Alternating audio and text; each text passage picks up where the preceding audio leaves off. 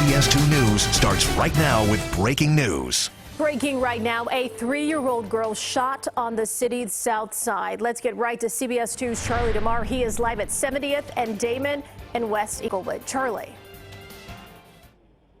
Erica, we are told that 3-year-old girl was shot in the chest again near 70th and Damon. We are waiting to hear an official update from Chicago police. They are being briefed on what has gone on here tonight. But if you take a look at some video of this still very active scene, you can see shell casings.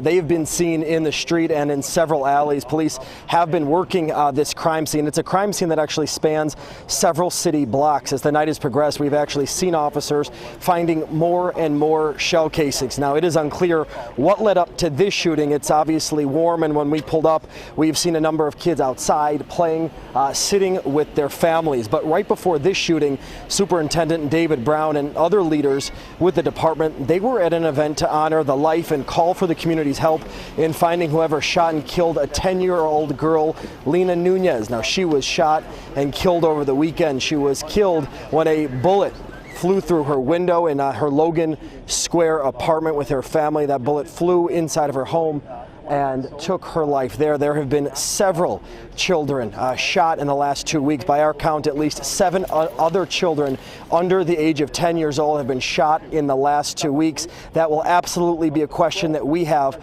for Police Command here, is that with all these children shot, you have the 4th of July weekend coming up. What do you tell families that are worried to just sit on their porch to enjoy the holiday weekend coming up? What do you tell a mother? How do you ensure their safety? And second fold to that, what is the policing strategy? What is the plan to keep these families, these neighborhoods safe, again, as we go into a very warm holiday weekend? It was another violent weekend last weekend that we saw, several people shot. That 10-year-old where that event was earlier, along with a 1-year-old boy was shot. It has been a unfortunate scene that we have seen too many times, seeing children shot. Again, we do see Command walking over here now. Chief of Operations Fred Waller will be speaking along with several others. So if we pan on over now, you can see them walking up to the podium, and as I mentioned, we will certainly have those questions for them about tonight, that 3-year-old girl shot, but we are going to put the microphone down as they approach.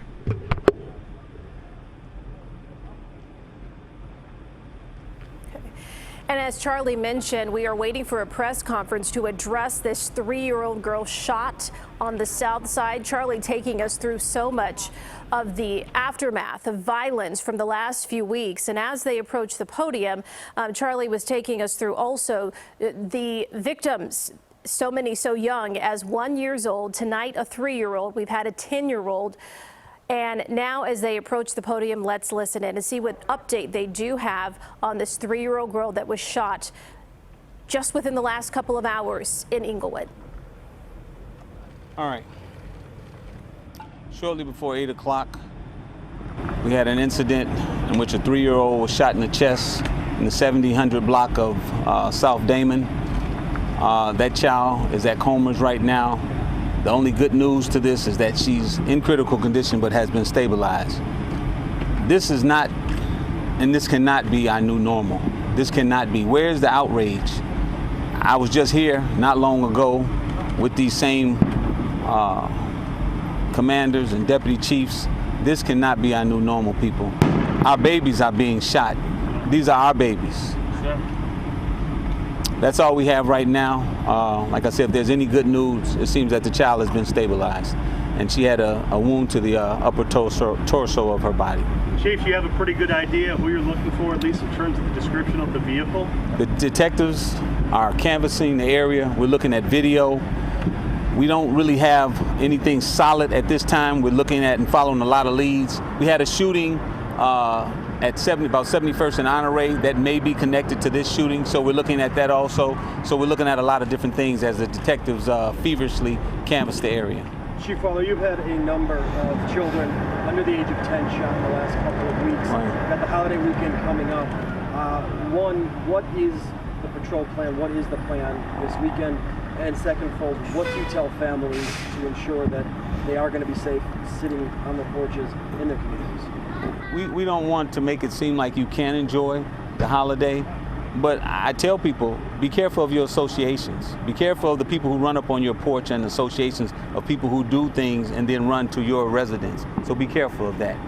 We'll have a great many more officers out this holiday weekend. So we want to have a safe holiday weekend for everyone. But we can't ignore this. This is something that can't be ignored. These are our babies being shot randomly, recklessly.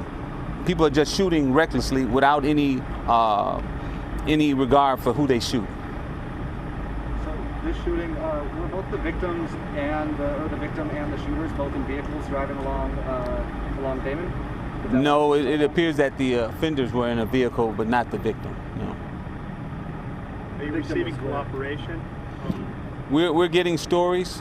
Some of those stories we have to qualify, but we are getting some cooperation, yes.